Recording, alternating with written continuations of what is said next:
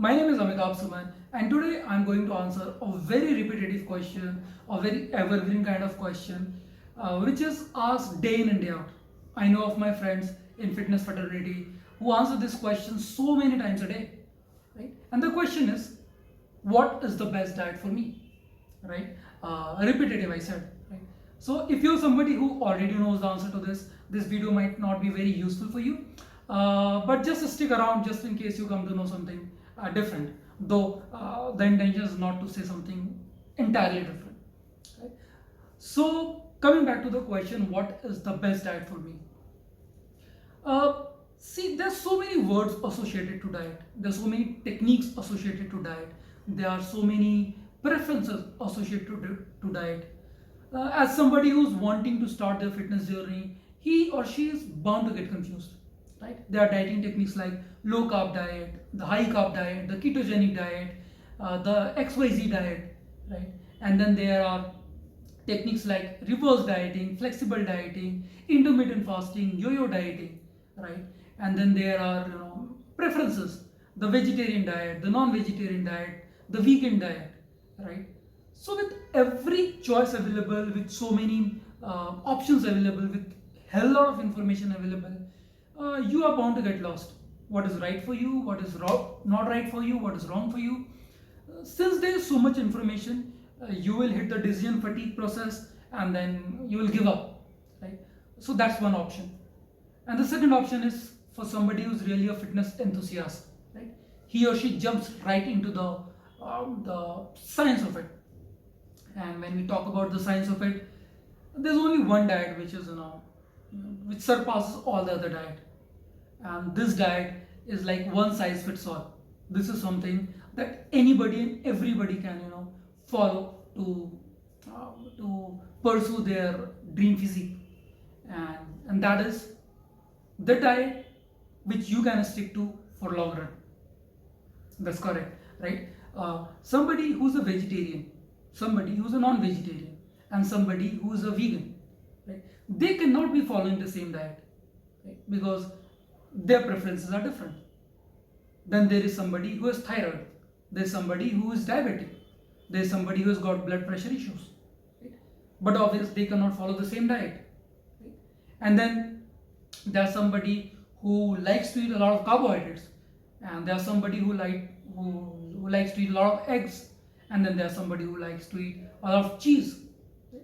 So but obviously these people also cannot follow the same diet.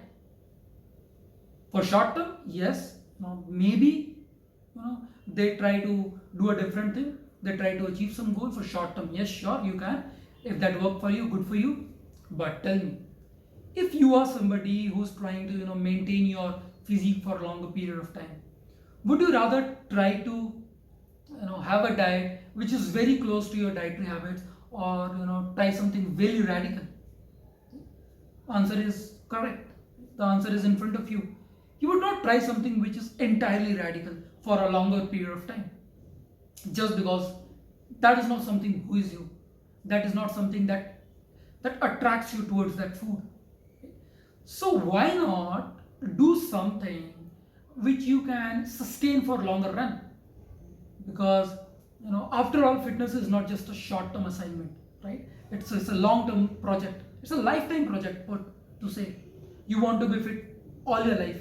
So why not incorporate food habits, activity habits in your lifestyle, which you have sustained for so long and which you can sustain for probably all your life, right? So the answer is very simple. The diet that everyone can follow is the diet that you yourself as an individual know that you can stick to for a longer run, right? So to answer it, the best diet to follow is something that you can stick to in longer run. So guys, the best thing to do to follow a diet, the best thing to attain the best physique of your life is to have a balanced lifestyle. Okay, there's somebody who achieved a particular body type, a particular target in 12 weeks. You might take 24 or 48. But what are you focusing at? Are you focusing at that transformation pic that one posts on his social media and gets so much of love and affection and inspiration to people? right? Or are you, looking to, be fit all your life? Right? So what picture that you see on that transformation story, that story that you read, is just one snapshot, right, of all the hard work that particular lady or particular man put behind this transformation. But then think about it, right? Let's say, by doing, XYZ random techniques, and by doing everything wrong, that particular lady or that particular person achieved that goal in 12 weeks. What after that?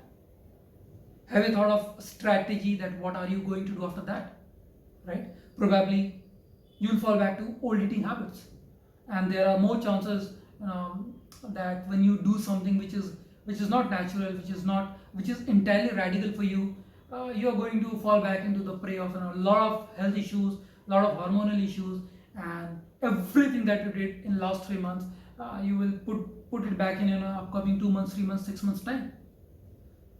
So in short term, yes, probably she won, but in long term, maybe in 3 months you just achieve 1/3 of what they achieved in 12 weeks.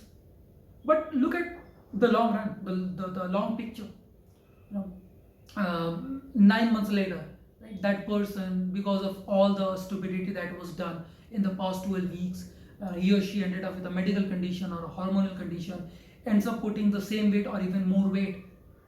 But on the other hand, you who made a very slow progress at the start, at the end of the 9 month, is very happy with the food, has the physique of all the time, and now, all over the time, from 9 months onwards to entire life, once you understood the concept, you can stay fit.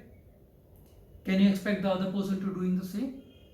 Probably no, right? So you have to understand that the long-term relationship with the food, long-term goal of your body, is something that should drive you, not the short-term goal. And when I talk about the long-term goal, it's very important that you incorporate food habits, you incorporate food that you can stick to for longer time. Because if you make your journey, a suffering one, you will always want the suffering to end. But if you make your dieting a very pleasant one, you will never want it to end. And that's the idea. So make your journey a very pleasant one, a tasty one, and you will be able to stay in your dream physique all your life. Good luck, guys. See you in the next audio video. Bye.